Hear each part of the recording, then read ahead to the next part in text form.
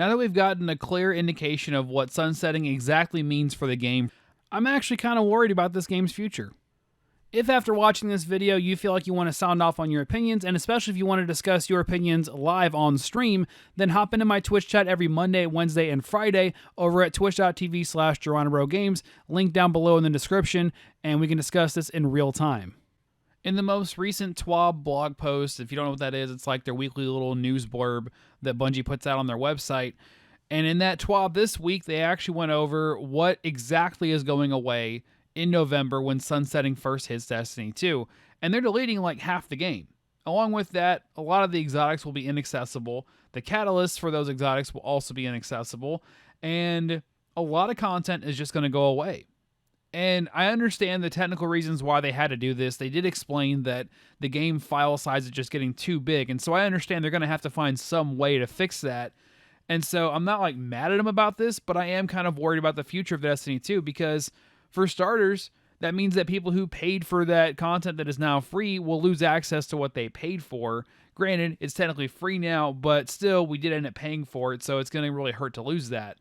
But beyond that, that means that new players won't even get to have the same experiences that we've had over the years. Not even just how you start the game in Destiny 2 or even in Destiny 1, because they've added back the Cosmodrome experience and they're trying to make a new one that is going to kind of summarize all of that together. But they're not going to have a lot of other experiences. Like they're not going to get to do Menagerie. They're not going to get to do Reckoning and realize why we hated it so much. They're not going to get to do a lot of the old raids from the Leviathan because the Leviathan's going to be gone.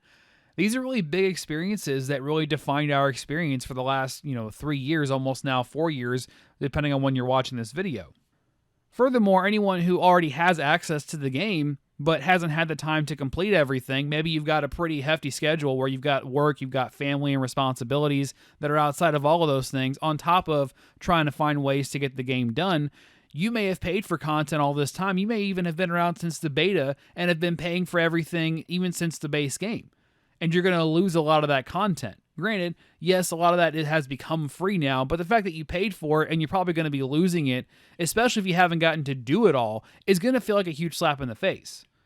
And if that's you, then by all means, sound off with your feelings down in the comments below. I want to know how you guys feel about this, but personally, it makes me a little bit worried. Because now the expectations for the next DLC are going to inevitably be way higher, possibly unhealthily high.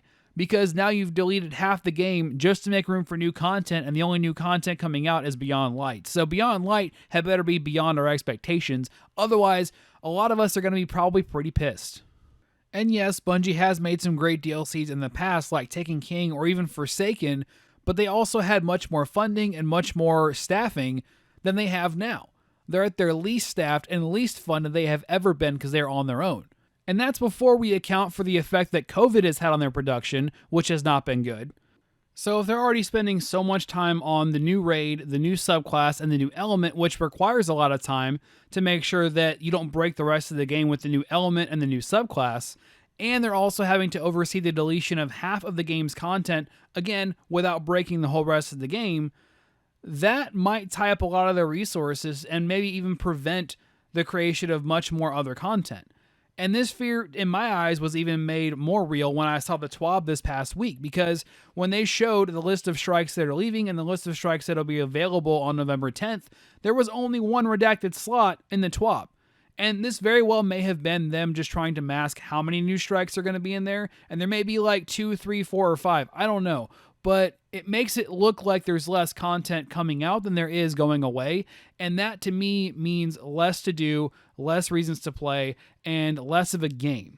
So unless Bungie unveils just a massive new amount of content coming out for Beyond Light, this game may be in trouble.